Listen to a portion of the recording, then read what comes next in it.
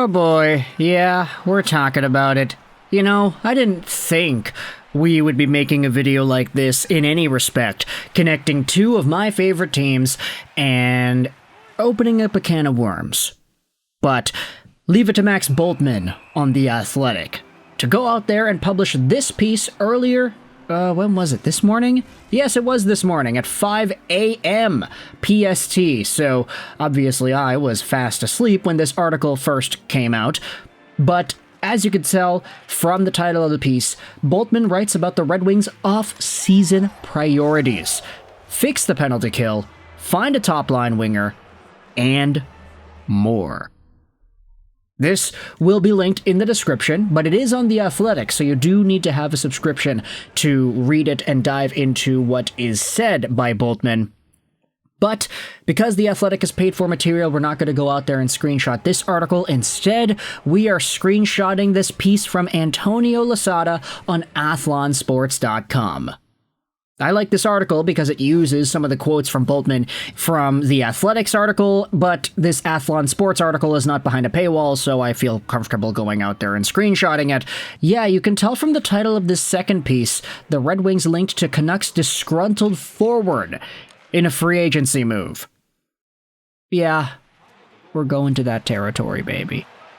This article talks about how the Wings are going into a 9th consecutive offseason without a playoff appearance, and how GM Stevie Y could be starting to run out of time to make things work in Motown. Max Bultman of The Athletic thinks Detroit's scoring depth is still a real concern, as he claimed in a column published after the final game of the regular season on April 15th. This one probably goes without saying, as Detroit's playoff drought stretches to 9 years while Dylan Larkin approaches his 29th birthday and Alex DeBrincat is now within 2 years of UFA status, Bultman wrote. But we'll say it anyway. The Red Wings can't afford to let this drought continue to drag. So, what is the fix here?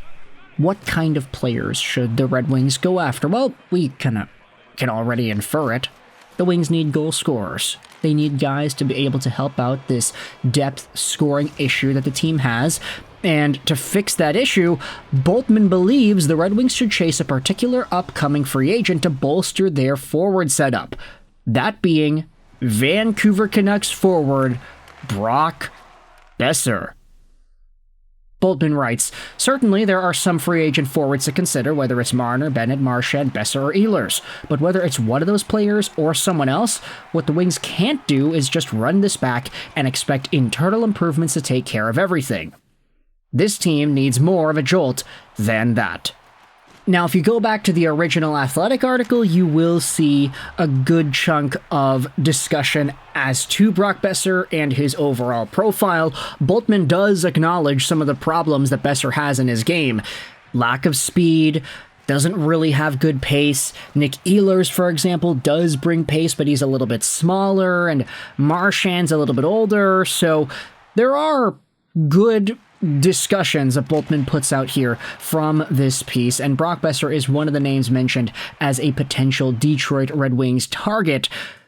But I just wanted to respond to that idea myself here. Now, before we dive deeply into it, I wanted to say here, for the non-Canucks fans that are watching this video, who might be wondering, hey, what's been going on with Boeser? He could be leaving? Yeah, seems like he probably will. This article on Athlon Sports pretty much goes into most of the juicy details.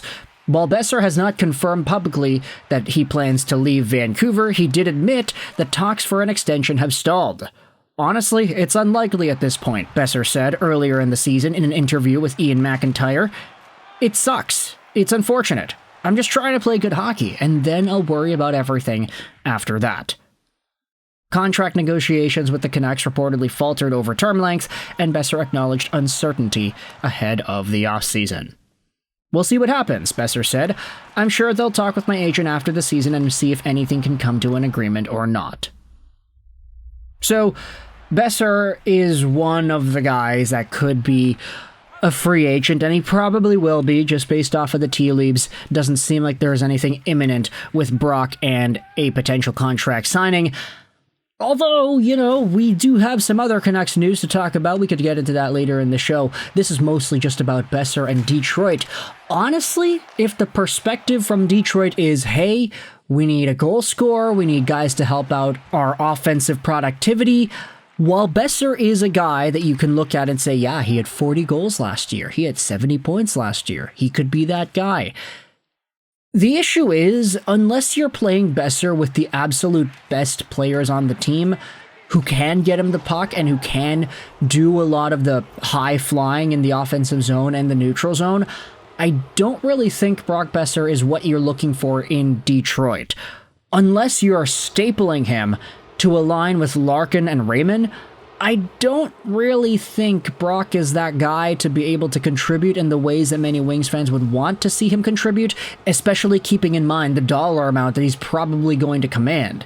He could get 8.something million a year on the open market for 7 years. He wants term. That's always been the issue here with Brock. And we saw it in 2023-2024 when JT Miller is playing with Brock Boeser.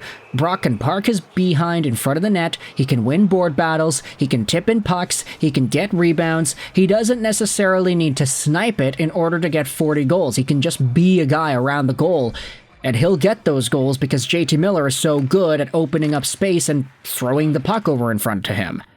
When you have Brock Boeser as the best player on his own line, then things start to become a little bit problematic. He doesn't fly down the wing like he did in his rookie season all the way back in 2017-18.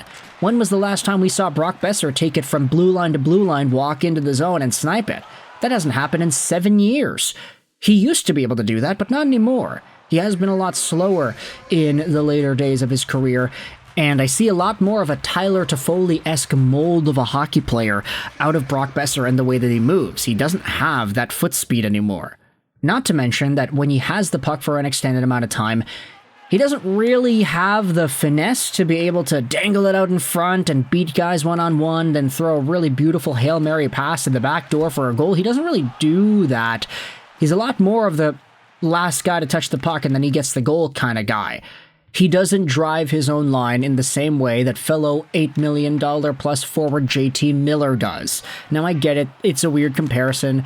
Miller's a center. He signed his contract earlier. He's older, so you can't really do apples to apples. But just to exemplify a point, if you had Brock Boeser as your second-line winger, you had him playing with Andrew Kopp, for example, I just don't know if that's going to work.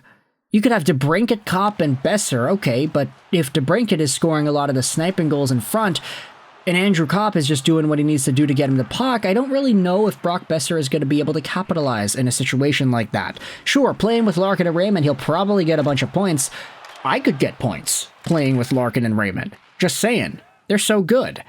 But if you're going to want to keep things the way they are, you wanted to have Kasper rotating around in there, you want to give him reps on the first line because he is an absolute dog who plays with pace, then I can understand if you don't want to separate Kasper from Larkin Raymond. Brock Boeser as an antidote in the second line, though, I don't really know if that works. If you replace Patrick Kane with Brock Boeser, I think you're losing out on a lot of the finesse that Kane brings. You're maybe adding a little bit of size because Boeser is bigger than Kane, but ultimately I don't know if that's really the fit that Detroit could look for and actually want. Look, I'm talking all this smack about Brock Boeser saying he can't move, he can't drive a line, he can't score all on his own. He just needs other people to feed him the puck. But I feel like I may be internally one of the bigger Brock Boeser fans out there. For as much as I crap on his on-ice abilities, I think everybody in Vancouver really likes this guy. He's a good guy. He's a nice guy. He's a kind dude who has been very ingrained in Vancouver hockey culture the past 7 years, and a lot of folks would go out there and say, yeah, Brock Boeser is a gem of a human being. Of course I wanted to stay in Vancouver, but if he wants 8 years at $8 million a year, I just don't really know if I feel comfortable giving him that money. Even the dollar amount is a little bit out there, I would say. So at the end of the day, I want you to let me know your thoughts in the comment section below. If Detroit is going after Brock Boeser, like these articles are going out there and linking him to, do you think that's a good idea? Let me know in the comment section all your opinions about Brock and the Red Wings. I hope you enjoyed this video. And bye.